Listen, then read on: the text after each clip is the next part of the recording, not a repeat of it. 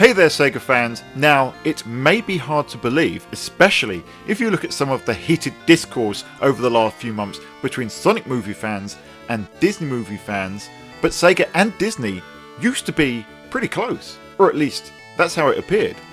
Disney games were not just licensed to be produced by Sega themselves, they were marquee titles on Sega systems. For instance, Castle of Illusion, released in 1990, was an early example of the power of 16-bit, and Quackshot, with its Metroidvania-like setup the following year, was another big hit for Sega. A third game making it 3 out of 3 Disney games in a row, released in 1992 by Sega, was World of Illusion, a follow-up on the previous Mickey Mouse and Donald Duck adventures that featured both of Disney's mascots. This is Dan, the Mega Driver of the Sega guys, and in this video we're going to look at a game that was a childhood favourite amongst our family, and whether that multiplayer magic in that game still holds up today.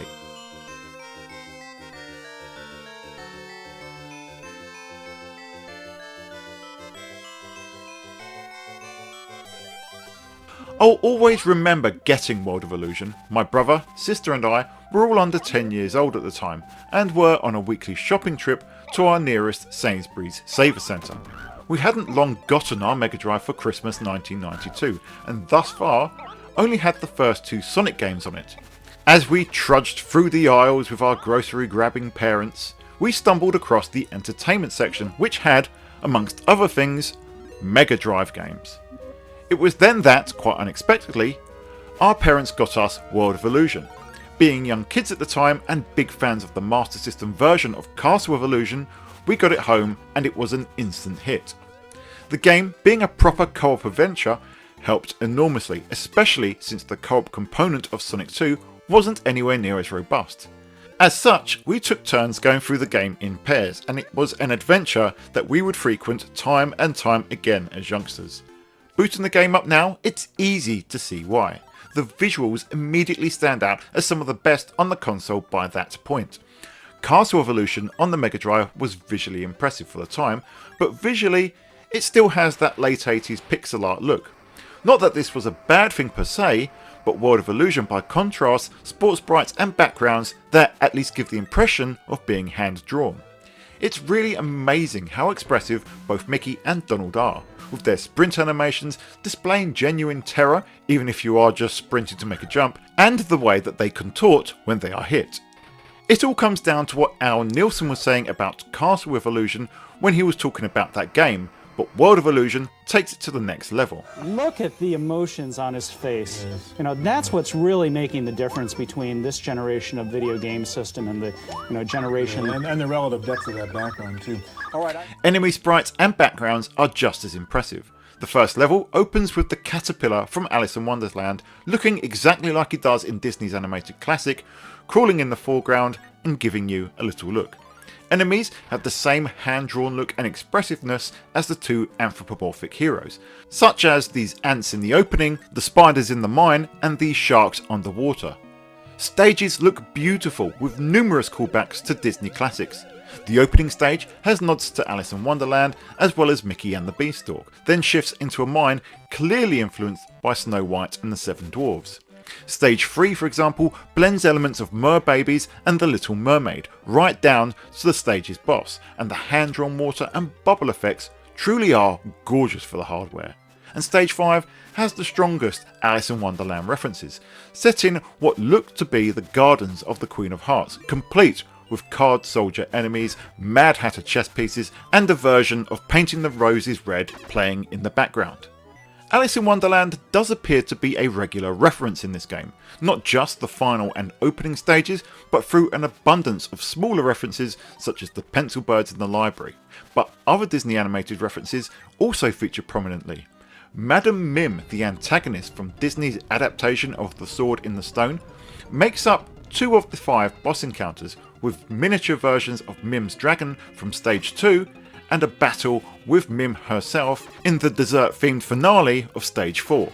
There's frankly too many references to completely list, but ultimately what we have is a 16-bit dive into the first 60 years of Disney classic animation, and it's, quite frankly, extremely magical for anyone who grew up with those cartoons.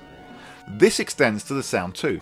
As previously mentioned, some music tracks are influenced by or are direct covers of existing Disney songs, with influences of Painting on Roses Red and Hi Ho being two of the most easily recognisable songs.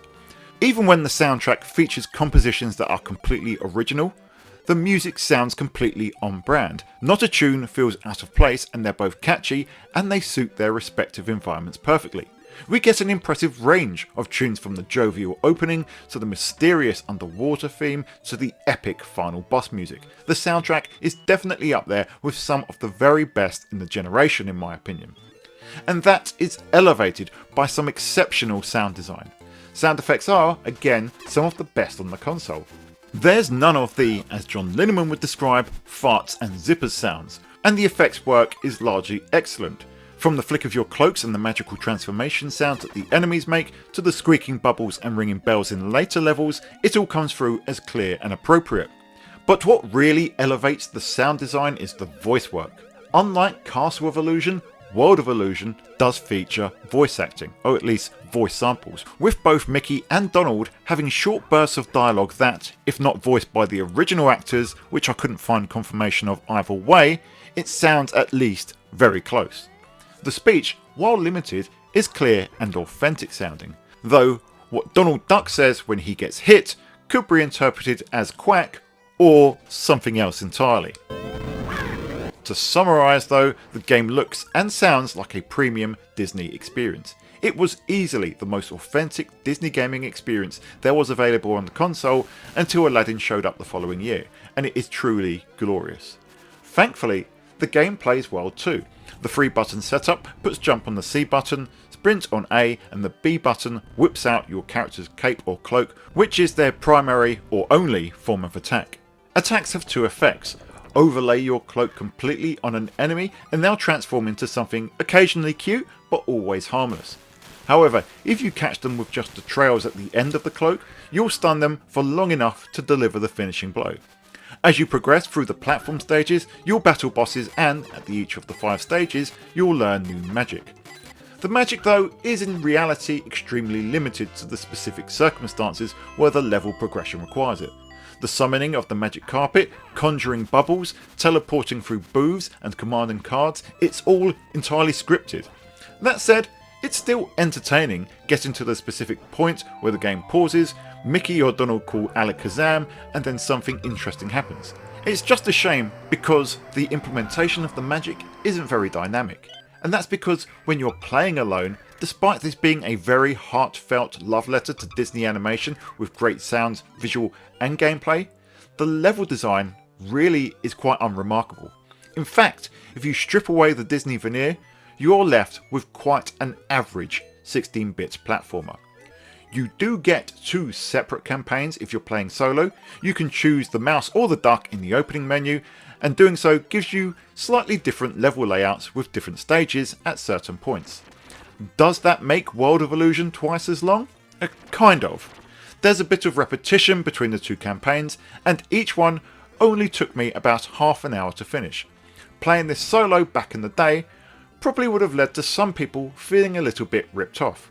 Yes, there are sky high production values here, but when the game is this short and easy, players likely felt they weren't getting their £45 worth. Thankfully, there's a 3rd campaign, and this one requires you to play with a friend or family member in co-op with both characters on screen at once, and this is exactly how it should be played. And it's here that the game really comes alive. When you start, both characters stand side by side and stride across the screen, attacking enemies much as you would do in single player. You might accidentally hit each other with your attacks, which doesn't harm the other player but does give you this amusing animation.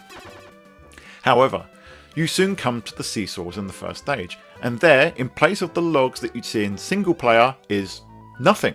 Instead, the counterweight for these seesaws is the other player, and you must work together to propel one character up the stage while the other fishes them up with the rope. The co-op campaign is filled with these little moments where the characters must truly work together to make it through the stages. An early highlight is in the mine, where Donald's fat behind gets stuck in a hole that Mickey can crawl through, requiring the latter to pull him out. This leads to the seesaw-powered minecart, where players must work together to avoid death and damage. Health bars apply individually, but lives, or tries as the game calls them, are shared, and many of the mechanics through the game require both players to collaborate to progress.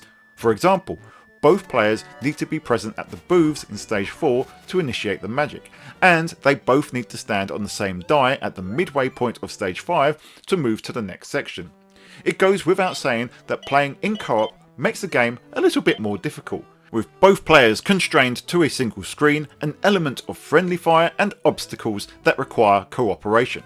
But it's this that makes an easy game so much more engaging. It's also quite unique in the way that the characters have to work together, and in the years since, very few games that I can think of aside from, say, Resident Evil 5 and 6, A Way Out and It Takes Two actually mimic this sort of cooperative play. In fact, it's hard to think of many games before that had such ingrained cooperative mechanics. Playing with another player turns World of Illusion from a beautiful yet by the numbers single player experience to an utterly magical multiplayer one. It's easy to see why this was an immediate hit and long-standing favourite with my siblings and I. But how does it hold up? I think it does, but you could certainly argue that nostalgia would cloud my judgment. So I brought in a special guest who joined me for my co-op playthrough. So let's turn to the youngest member of the Driver family household, who in this video wants us to refer to them as the Mini Driver. So, Mini Driver. Hello! We've just finished playing World of Illusion. Tell me what your favourite part of the game was. That Donald Duck's butt couldn't fit anywhere. Nicky had to drag him out. Did you recognise any other Disney films or characters in the game? Yup, the card people from, well, I forgot what her name is. Alice in Wonderland? Yeah. And what was your favourite level in the game? I think my favourite level was the, when we were trapping the sweet land. I wanted to eat everything. Me too.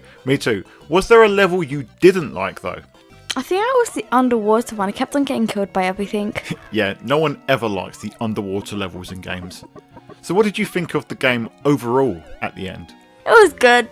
It was just a bit like the claps at the end when they were clapping. It kind of sounded like the game was lagging instead of it being clapped. But it was really fun. So there you have it. World of Illusion is still a hit with its target audience over 30 years later. And it shouldn't be a surprise really. Presentation wise, the game is spectacular for a 1992 game, giving players a full classic Disney animated experience with all the charm, comedy and character that comes along with it. The co-op gameplay too is an absolute highlight, intelligently letting two players not only play together but interact with each other in meaningful ways. Before World of Illusion, co-op attacks existed in games like The Simpsons Arcade, but World of Illusion is a significant step up in terms of cooperative play, and likely influenced games that came shortly after, like Ren and Stimpy and Beavis and Butthead.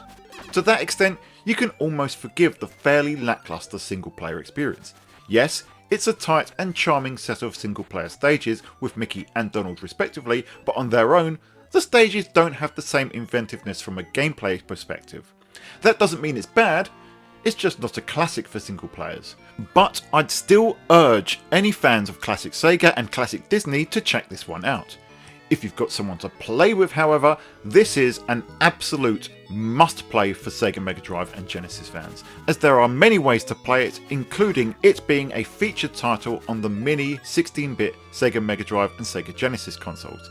If you have played it, we'd love to hear what you think in the comments below, and if you've enjoyed this video, please give us a like and a subscribe, as that really helps the channel. And if you want to be extra mega with a bunch of awesome perks such as a full gameplay video for this game, then you can become a Sega Guys member from as little as 99p. But regardless of any of that, thank you so much for tuning in, and until next time we will see you on the Sega side.